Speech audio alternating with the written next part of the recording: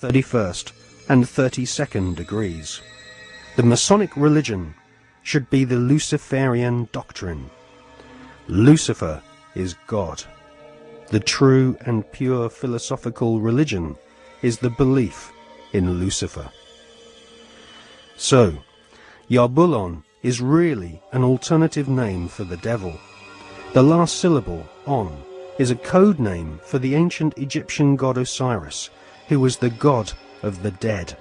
There can be no doubt that the Scottish Rite form of Freemasonry in America and Britain is controlled by high-ranking 33rd degree Masons who worship Satan or Lucifer as their god.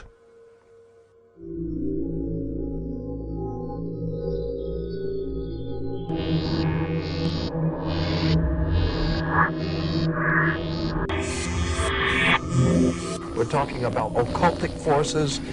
We're talking about the five-pointed pentagram, which was used by satanic worshippers for thousands of years. If you take the 5 points off of a five-pointed star or a pentagram, you have left in the middle a pentagon. The pentagon is directed toward the North Star because according to the ancient Babylonians, that's where you gathered power from the gods of the North in war.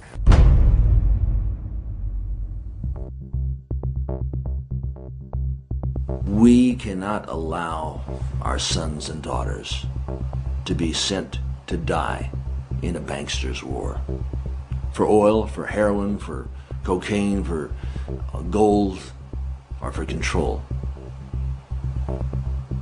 Sun Tzu, the great strategist of war, said that all confrontations are won before the battle begins. There has never been a battle that has been won defensively. But we must prepare by becoming self-sufficient. We must prepare to do that which has not been done before. Once identifying the enemy, they have to be routed out.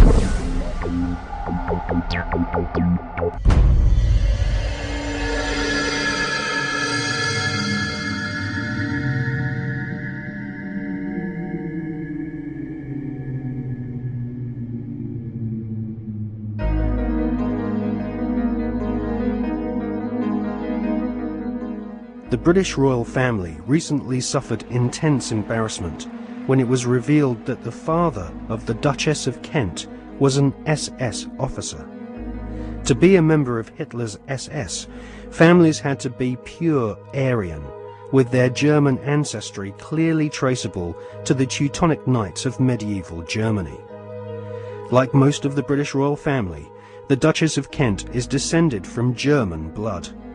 Her German ancestors have throughout history been members of the Illuminati secret society network. The British royal family's name is not Windsor. Their real family name is actually Saxe-Coburg-Gotha. In his book, The Forgotten Monarchy of Scotland, His Royal Highness Prince Michael of Albany publishes ancient heraldic documents which expose the true lineage of the British royals. Ancient heraldic documents suggest that the British royal family's lineage comes from ancient Hebrew or Jewish tribes of the Old Testament. During the reign of Queen Elizabeth I, she referred to England as Israel or Jerusalem. According to the Masonic reference works that you can get in any library, the, the Freemasonic orders of Europe said that there was a little ideologue, a little spiritual entity that gave the knowledge to what the Masons call our hidden masters. That's what Freemasonry refers to those who lead world Freemasonry. They don't know who they are. No Freemason knows who the actual leaders of the world organization are. They call them our hidden masters. Well, according to the reference works, there is a little spiritual entity that guides the world Freemasonry, and they call him Yoda. And in the reference works, you'll see this little creature with the pointed ears, and he's called Yota. Yota goes back to Judah, or Judah, which goes back into British Israel World Freemasonry, going back to the time of the founding of England, and that's why they're today called British. The British, it's a very big difference between being English and British. Brit is Hebrew for contract or a covenant, and Ish means man in Hebrew.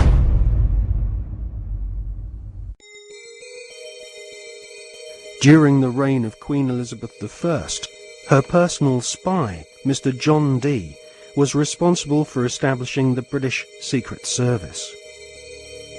John Dee was a magician and member of an alchemical secret order.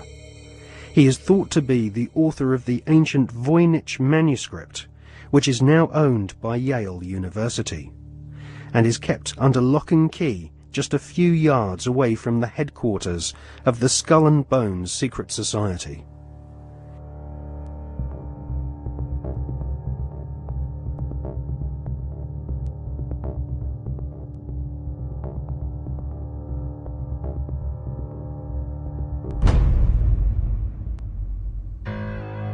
The Duchess of Kent might be ashamed of her father having been a member of the SS, but she might equally be keen to play down the fact that her husband, the Duke of Kent, is Britain's most senior royal Freemason.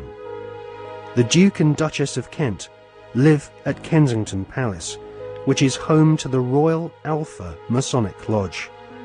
The Royal Alpha Lodge was established by the Duke of Sussex after he became Grand Master of United Grand Lodge in 1813.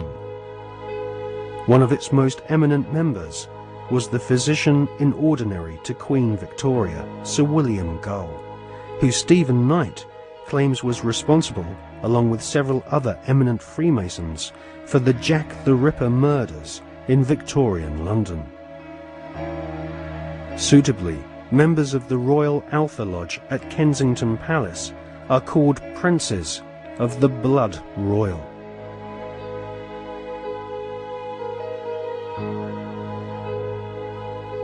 Secret societies across the planet proudly claim to have geniuses such as Mozart and kings amongst their membership. But none of these secret societies allow their members to speak of the rituals which go on behind closed doors in palaces and government buildings around the world. The satanic rituals of Freemasonry have been practiced by several kings of England, but all those questioned sweep Freemasonry's darkest satanic secrets under a very plush carpet.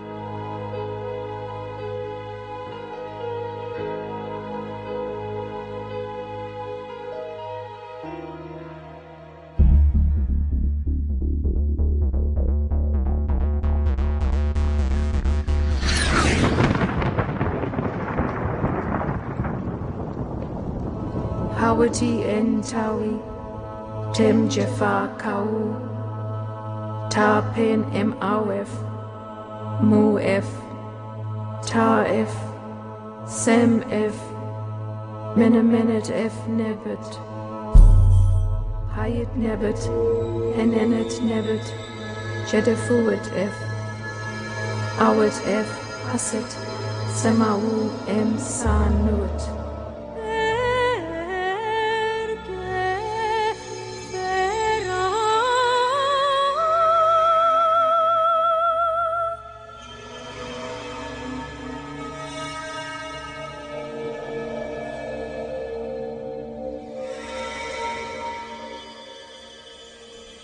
One of the most influential secret societies spawned by the Bavarian Illuminati is the Order of the Golden Dawn.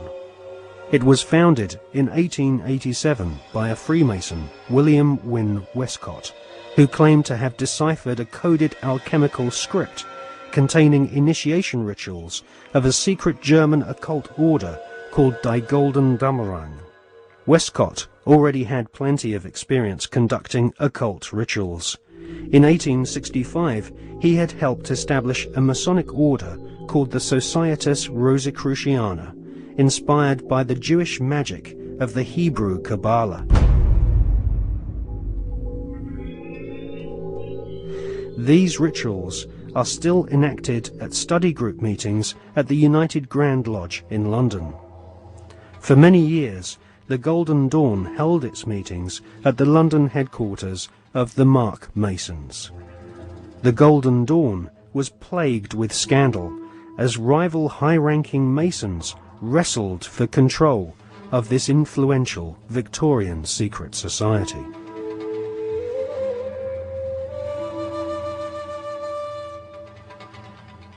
In 1891, Westcott lost control of the Golden Dawn to another high-ranking Freemason magician called MacGregor Mathers.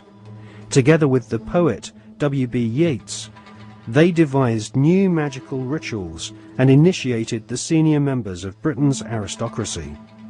In 1903, control of the Golden Dawn was yet again seized by another Freemason called A.E. Waite. The rituals of the Golden Dawn were similar to ancient witchcraft. At the Old Bailey in 1901, two Golden Dawn associates, Mr. and Mrs. Horos, were tried for rape.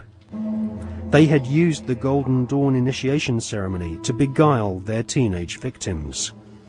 The Golden Dawn was nothing more than Freemasonry with added semi-satanic and sexual mysteries. The Golden Dawn still survives to this day. In 1987, a conference was held in London to commemorate the centenary of the Golden Dawn's conception. The conference was organised by the Hermetic Research Trust, whose trustees include the Marquis of Northampton, who is a prominent Royal Arch Freemason. Satanists do not take part in certain rituals with certain sounds in certain places and certain colours and certain, verbal statements. They don't do it because, oh, that'd be nice, let's say that, and then shall we have a bit of red, or what do you think? No. It's done because everything in this reality is vibration. Consciousness in this reality is vibration. Everything is a vibrational field. This is how astrology works. When we're born, where the planets are, they're sending out vibrational projections that are affecting the vibrational field that we are born into, and that's why we are affected differently at different times of the year. Therefore, they understand this, and they're manipulating these vibrational fields all the time to manipulate us. And so these rituals, just a pageant. It's like the Freemasonic rituals. You talk to Freemasons, the vast majority of Freemasons not trying to manipulate anyone, not on a mass scale anyway.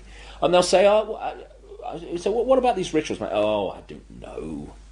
To do silly things, roll your trouser leg up and bare your bloody breast. I don't know, it's an ancient bloody tradition. I don't know what it's all about. Anyway, they do a nice dinner, so you only have to do it once. They don't realise that these initiation rituals are actually set up to affect the participants in a certain way that allows these other dimensional entities, which folklore have talked about for thousands of years all over the bloody planet, this theme of possession by demons. These are entities that exist just outside the frequency range of the five senses. Because, again, because of the suppression of basic knowledge of who we are and the nature of life, we become child's play to manipulate. For instance, people look through their eyes and they think they're seeing everything in the space they're looking at. No, they're seeing a fraction of it. They're seeing a tiny frequency range that the five senses can access. Just like if you tune to Radio 1, you get Radio 1. You don't get radio 2, you get radio 1. And this is why, if there was a cat in this room now, it might be reacting to what is to us here empty space. But it's not empty space to the cat because it has a greater visual frequency range. Now, just outside the frequency range of the 5 senses are entities that are manipulating this 5 sense reality through these particular bloodlines. And one of the key places where this possession takes place is during these satanic rituals and gatherings, when the vibrational environment is created by the ritual that allows this takeover of the mental and emotional processes of these people to take place. And this is why you'll meet so many people who've known famous politicians and staff when they started in politics or before they came into politics. And they'll say, mate, that guy ain't the bloke that I knew. Well, mentally and emotionally, that's literally true in a lot of cases because of this possession that takes place. And people think it's kind of far-fetched and it's mad, and that may happen in Babylon, but not now. Well, please. That very thought is the greatest defense mechanism this grotesque conspiracy has to protect it.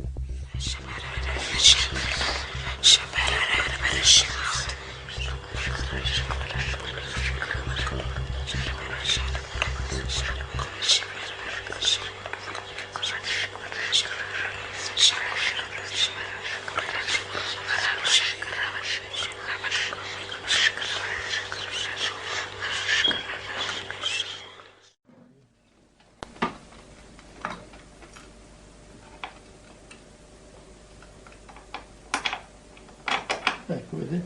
Questo è agganciato qui, no? Tanto c'è il gancio di là, quindi è questo dentro, no? Poi io leggo le mani qui, leggo i piedi qui al... Si può vedere questi?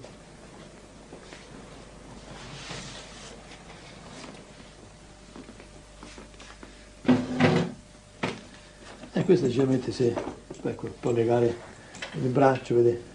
Può legare il braccio di qua di là e i piedi lo stesso a questo tappiola qui. Dunque, e qui se c'è questa cinta perché sono terribili. Questa qui per legare alla vita in modo che non si muova. Mettere questo braccio, vedete, sotto, vedete, qui c'è, ecco, si ferma in questo modo, si ferma, altrimenti non si regge, e rompono tutto. Dunque, tutto questo, adesso vi faccio vedere cosa sono capaci di fare queste qui. Questo può essere una ragazza che va addirittura, questo è d'acciaio, questo corrisponde a questo qui, no, corrisponde, vediamo qua, ne passo una qui dentro, no? Se lo troviamo, questo qui, sarebbe questo, vedete come l'ha ridotto? È difficile poi con le mani, non è possibile, ha visto?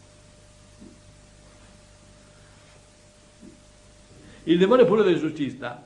L'esorcismo è lui che ha paura e non abbiamo paura noi.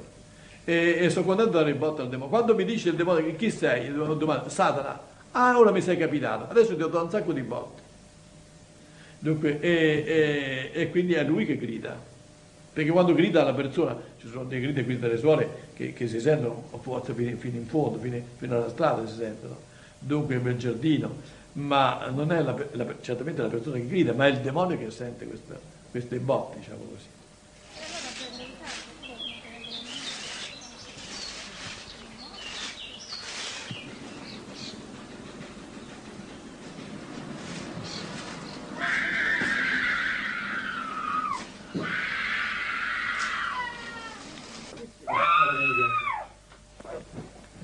Martina and her parents have been coming to see Padre Alfredo regularly for the past 6 months.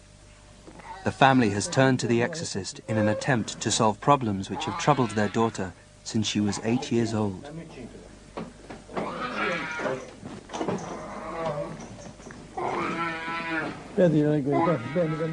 Although Martina comes to the sessions willingly, as soon as she enters Padre Alfredo's bunker, she suffers a violent reaction.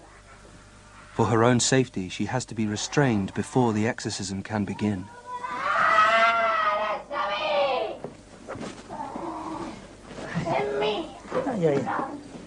Oh, tu l'inferno vai!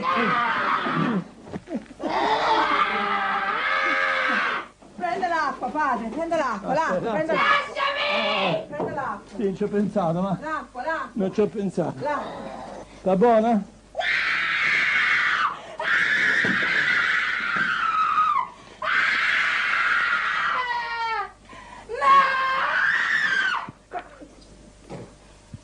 Sta buona, forza. Ci avevo pensato.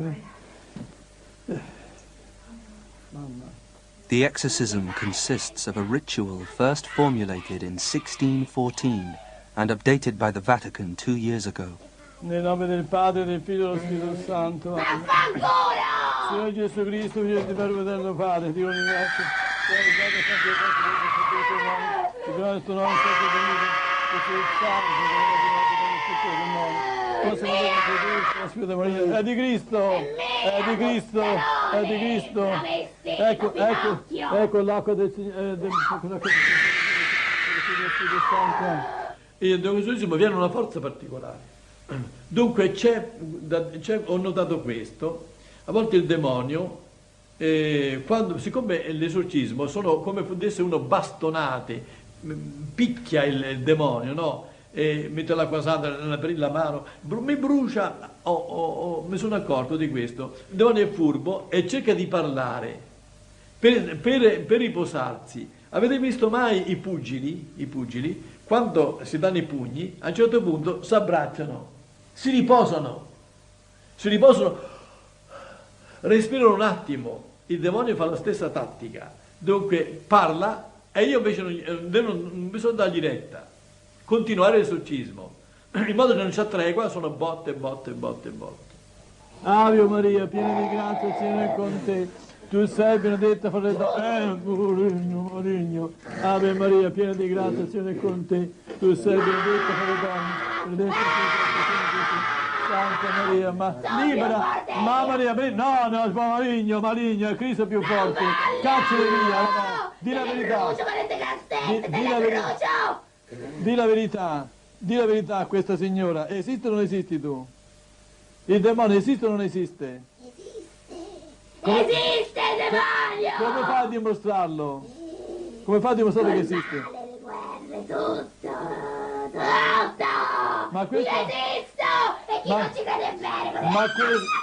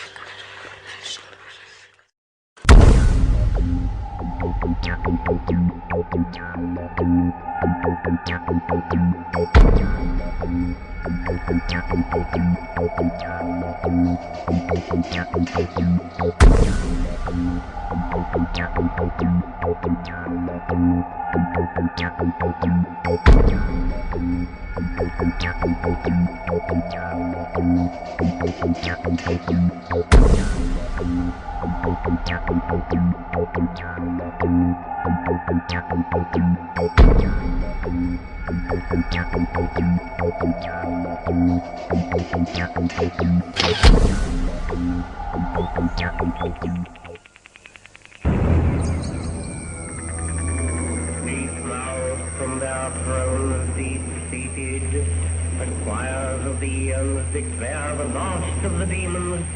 The kingdom is thine to inherit. What I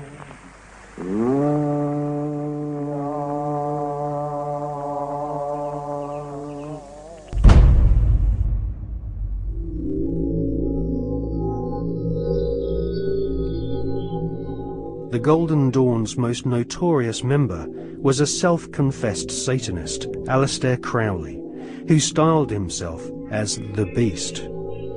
Crowley was one of the pantheon of cult figures portrayed on the cover of the Beatles record Sgt. Pepper's Lonely Hearts Club Band. Crowley had already been trying to contact the devil in 1898 when he first made contact with the Order of the Golden Dawn. By 1900, Crowley was mingling with the elite of British society, sharing his knowledge of devil worship with leading Masonic politicians, aristocrats, and royalty. Crowley was a full-time occultist and had no day job in which he had to hide his fascination with Freemasonry and Satanism. In his book, Confessions, Crowley claims he was initiated into Freemasonry at the Anglo-Saxon Lodge in Paris. He also recounts how he became master of one of London's oldest and most respected lodges, the Studholme Lodge, which is now rumoured to have Tony Blair as one of its members. Crowley shared Albert Pike's enthusiasm for the devil. In his book entitled Magic, Crowley writes, "The devil is this serpent, Satan. He is life and love. He is light, and his zodiacal image is Capricornus, the leaping goat, the Godhead."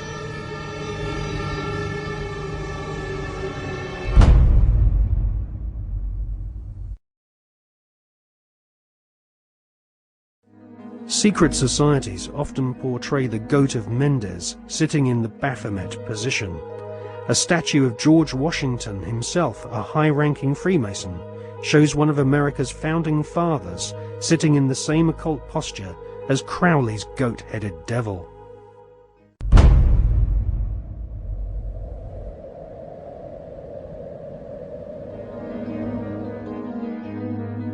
In 1912, Crowley became the British leader of the Ordo Templi Orientis, the OTO, which was a direct descendant to the original Bavarian Illuminati. The OTO was a hardcore satanic secret society, and Crowley devised the initiation ritual around the 33rd degree ceremony of Scottish Rite Freemasonry. Crowley claimed the formation of the OTO was reconstituting Freemasonry back to its German Illuminati roots. Crowley wanted nothing less than to dance with the devil. He was impatient with the politeness of Masonic ritual. He described basic Freemasonry in the lower ranks as a sinister association for political intrigues and pirates.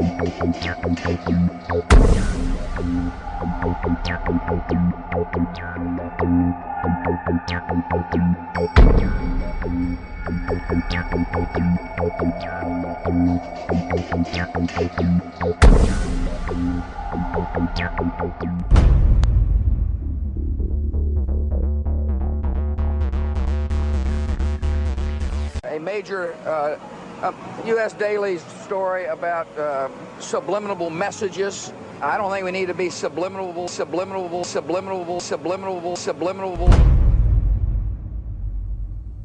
Television is a massive mass hypnotist to the global mind. And what happens is it is implanting a belief in reality by the minute, and then once we take on that belief implanted when information enters the eyes, we edit it on the basis of that belief. And so what the global population is subjected to, suffering from, is actually literally mass hypnosis. And when we talk about people who kind of start to see things and see the manipulation they couldn't see before, what do we say about them? What do they say about themselves? They say, I woke up. Exactly what they've done. When people start to go, hey, I can see it now, it's like someone has gone along, like the hypnotist, and clicked their fingers, and it's like, oh, I can see it now. Mass hypnosis. And that is the greatest hypnotist on the planet, and that's the basis of why it was created. A 49-year-old unidentified man went berserk last night. Where does she get her view of the world? Shotgun. 14 people are dead, including 3 Who will be her children. role models? What values will she have? Whose child is she? Yours or the network's?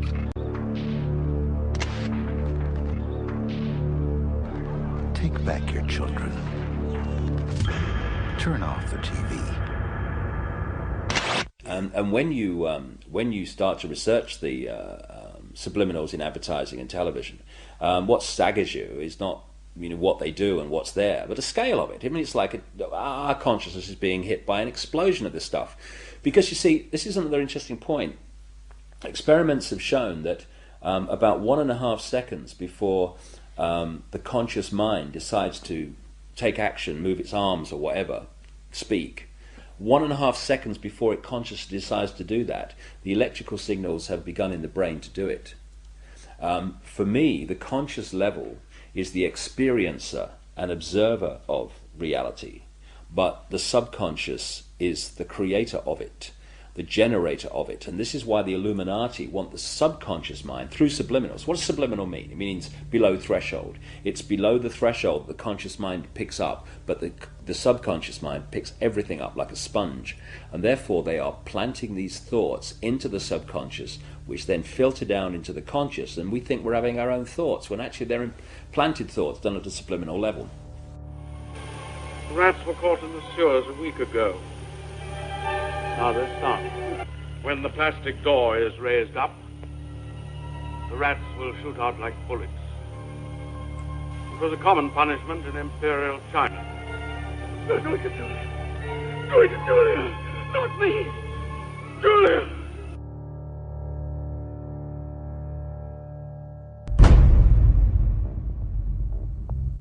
And of course this is being used, this subliminal manipulation, in politics. I mean, of course we had that incident during the Bush-Gore farce of an election, when an anti-Gore political broadcast for Bush, they put a subliminal in of rats while they were talking, but they left it up too long, and you only had to play the tape back slowly, a little slowly, and up come rats as some anti-Gore statement was being made.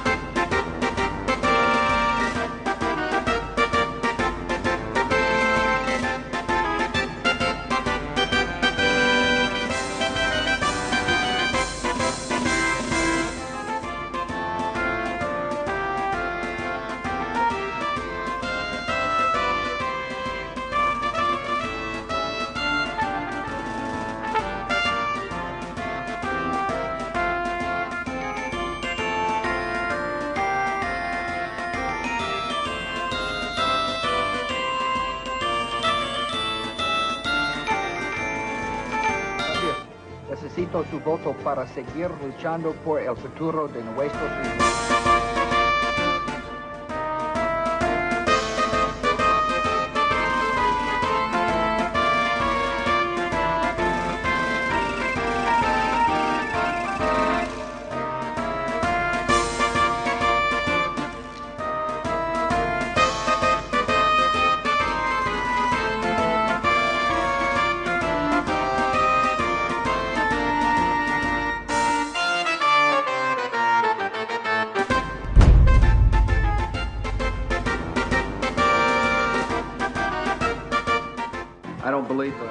believe that some of these states that they've called, like Florida, I just don't believe that. I don't believe we've got enough evidence to be able to call the state. We're doing better than we thought, and but I feel fine.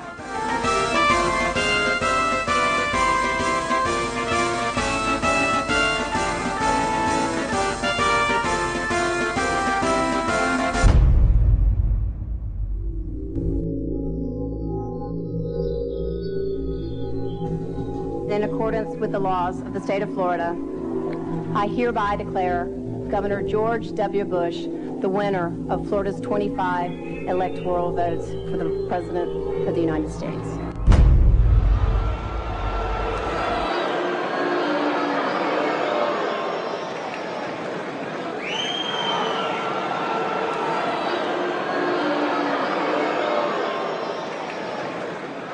Now that the votes are counted, it is time for the votes to count.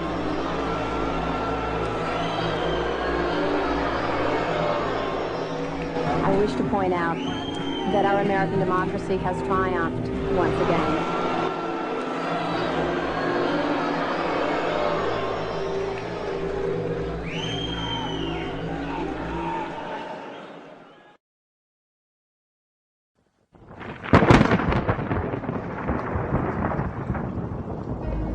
The Skull and Bones Secret Society was originally called the Brotherhood of Death. George Bush Jr., his father George H.W. Bush, and his grandfather Prescott Bush have all been initiated into this macabre fraternity, which was established in 1832 at Yale University by William Huntington Russell, whose family were America's biggest opium smugglers. George W. Bush was initiated into the Skull and Bones Brotherhood of Death in 1968. The ceremony took place at the Society's headquarters, which is a stone building with almost no windows. This mausoleum-type building is known as the Tomb. There is a small enclosed courtyard, an internal chamber where initiates lay masturbating inside a coffin, and a museum of artifacts held sacred by the Society's members, which are all called bonesmen, regardless if they are male or female. Many of the artifacts inside the Skull and Bones headquarters have been stolen by its members. To prove their devotion to the Brotherhood of Death, bonesmen have robbed graves, bringing human skulls and skeletons back to their tomb and placing them in glass display cabinets. For nearly 40 years, George W. Bush has been an active member of this most bloodthirsty occult secret society. His allegiance is primarily to his fellow bonesmen, not the American people. In order to prove his devotion to the Skull and Bones, Prescott Bush, grandfather of George W. Bush, savagely desecrated the grave of Apache Indian chief Geronimo. Prescott Bush robbed Geronimo's grave and had Geronimo's skull placed in a display case alongside the order's other treasured possessions, which include silver tableware from Hitler's Eagle's Nest headquarters in Nazi-occupied Austria. Welcome to the satanically inspired secret world of the Skull and Bones Brotherhood of Death. Welcome to the sick world of the Bush family.